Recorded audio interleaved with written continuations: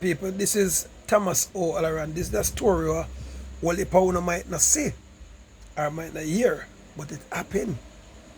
Now, for maroon brothers in the UK, they might go through a whole heap of problem. If you want to call yourself black, said we call yourself black for the problem. But look what happened to Thomas O.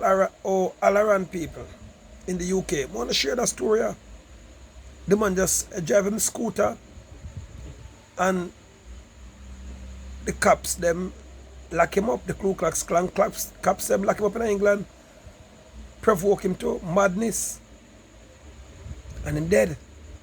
But listen to the story, people. Thomas O. Alaron in England. Thomas O. Alaron senseless death in Greenford.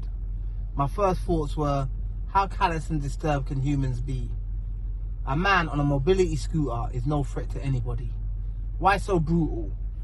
Only to realise I knew the alleged accused some time ago. I said knew because I clearly don't know him anymore. He was released from custody no more than 3 weeks ago. Whilst in custody, he was on suicide watch because he was self-harming, using razor blades and any other sharp object to harm himself. He also threatened prison officers who were so terrified to go into the cell and get the prison shank, they had to go to another inmate who is a relative to the accused to assist them. They asked him to go into the cell and get the weapon because he's a family member. He agreed and assisted, thus risking his own life in the process. HMP Woodhill. I am not making excuses for his actions. I'm asking, what is the system in place for if it will not do what it's meant to do?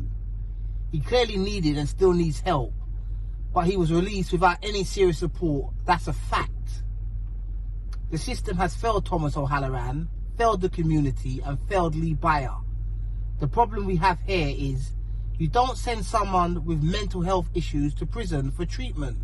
Likewise, you would not send a sane offender to a mental health institution, i.e. one is a penal and punishment and one is treatment. Therefore, Ministry of Justice, Minister Priti Patel, you need to distinguish clear and concise lines between the two in order to prevent similar negligence in the future.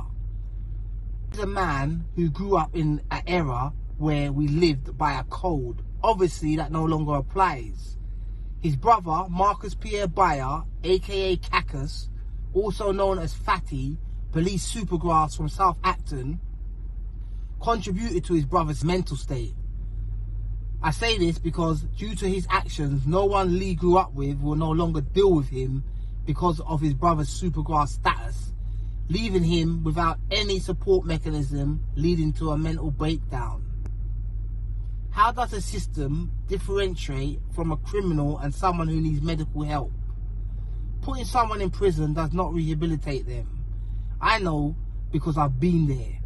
Being treated like an animal either makes you 1, more resilient, 2, it tames you, 3, it breaks you, and it's clear he's broken. R.I.P Thomas O. Alaron.